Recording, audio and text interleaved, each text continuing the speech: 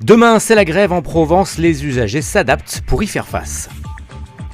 La grande collecte de jouets des Pères Noël verts a commencé à Marseille, objectif des cadeaux pour les enfants défavorisés. Et puis retour en images sur les trophées de l'économie et de l'innovation de la Provence, c'était hier soir au Palais de la Bourse à Marseille.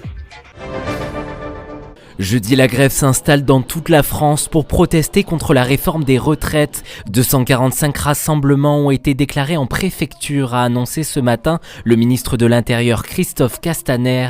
Et quand la grève touche les écoles et hôpitaux, le secteur des transports, lui, s'annonce très perturbé. Dès 19h aujourd'hui et demain toute la journée, des restrictions, annulations qui concernent les bus, trains, métros et vols. En Provence, les usagers se préparent à leur manière pour se rendre au travail dans les meilleures conditions. Et quand certains ont pris leurs dispositions en amont, d'autres devront trouver une alternative de dernière minute. J'ai avancé mon train, j'ai pris mon billet plus tôt pour chanter la grève.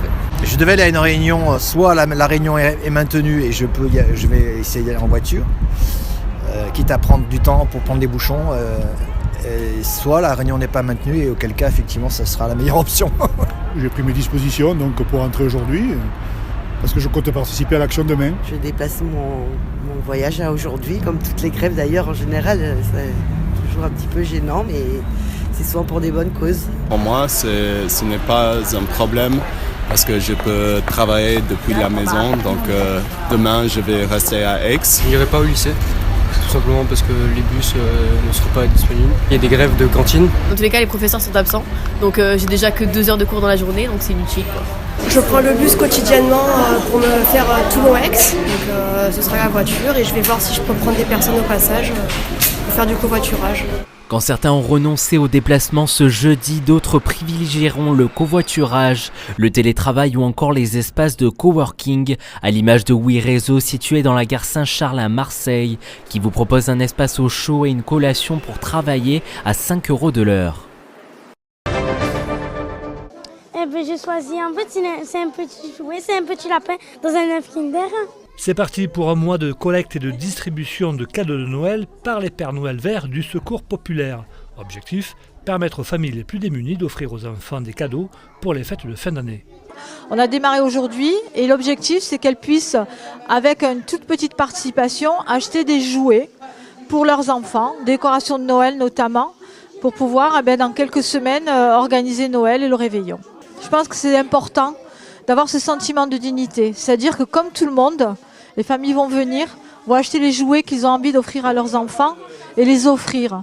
C'est uniquement une question de dignité. Aujourd'hui, la précarité est telle, et on le voit au niveau des permanences d'accueil, puisque chaque jour et chaque semaine, nous augmentons nos familles aidées.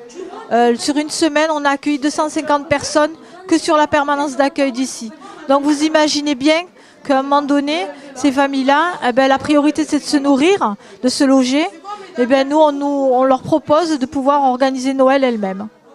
On vient acheter des jouets pour les enfants défavorisés et on essaie de leur faire plaisir parce que c'est bientôt la Noël et donc on aimerait leur faire un peu plaisir. Et je voulais juste dire merci au secours parce que sans le secours, il y a plein de gens qui ne s'en sortiraient pas, honnêtement. Vous pouvez retrouver les Pères Noël verts du Secours populaire dans de nombreux commerces de la région. Vous pouvez aussi déposer jouets, livres, vêtements et dons financiers au 169 chemin de Gibes et au 31 boulevard Charles Moretti dans le 14e à Marseille.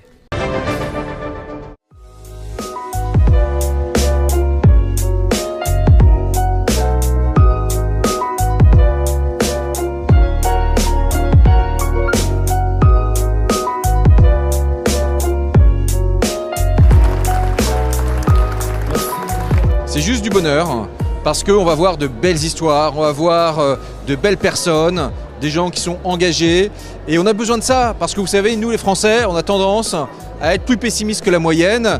Et donc ce soir, je crois qu'on va en prendre plein les mirettes, parce qu'on va voir de belles réalisations, des gens qui innovent, qui cravachent, qui font que la France, elle caracole en tête dans un certain nombre de classements internationaux. Donc que du bonheur. Les trophées de l'économie, c'est la 24e fois qu'on les fait. C'est la soirée de l'économie aujourd'hui dans la région. En plus, on a l'honneur d'accueillir le ministre du Tourisme, qui est complètement en lien avec notre thématique, qui est l'attractivité du territoire.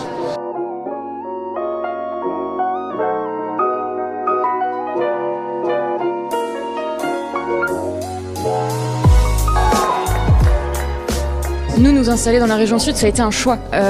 Nous, on aurait pu très bien créer notre start-up à Paris. Tout le monde d'ailleurs nous disait allez à Paris parce que c'est là où ça se passe justement l'activité. Nous, on n'était pas d'accord. On a eu un pari, c'était de créer la boîte ici, à Marseille, enfin à côté, à Aix-en-Provence. Et on a vraiment eu raison parce que ici, on a bénéficié d'un écosystème hyper riche. Les gens nous ont cru tout de suite, nous ont accompagnés. On a eu les bons outils, que ce soit en financement ou d'accompagnement. Et vraiment, on est hyper heureux aussi de contribuer à cette richesse puisqu'on a créé de l'emploi. J'ai beaucoup d'émotions en recevoir ce trophée-là. Et puis en fait, c'est quelque chose qui concrétise un pari un peu fou qui a été pris il y a quelques années par mon groupe et qui aujourd'hui, on voit qu'on a les succès et que de temps en temps, il faut être ambitieux et surtout un peu fou. C'est 3 ans d'efforts et surtout 7000 salariés aujourd'hui qui sont partout en France et qui portent fort les valeurs de notre plateforme auprès des employeurs. Ici, il y a des ingénieurs, il y a du soleil, il n'y a pas d'embouteillage et c'est juste l'endroit le plus extraordinaire pour créer une boîte. Je crois qu'on a compté 24 anciens managers avec des personnages d'une envergure internationale incroyable. Je suis d'une grande fierté et d'une grande humilité. La technologie en fait Pronim, c'est la possibilité de mettre dans une microbie qui va mesurer 5-6 microns une huile végétale et en fait cette microbie, cette microcapsule est un vecteur qui permet en fait de le fixer sur le tissu définitivement. Quand les gens utilisent le tissu, que ce soit une couette, un oreiller, un legging, une chaussette, un gant ou un patch, l'actif va se libérer à la surface du tissu et en fait va permettre une efficacité optimum. On peut avoir un anti-acarien, un antibactérien, mais un cosmétique, un hydratant, un amincissant et plein d'autres types de technologies différentes.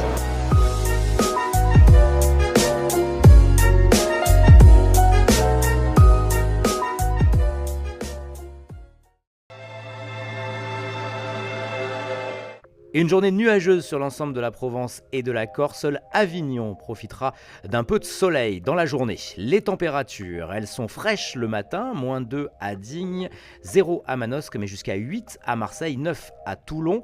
L'après-midi, ça remonte jusqu'à 16 à Marseille et Toulon, 11 à Avignon, 11 à Manosque également. Nous fêterons les Géraldes.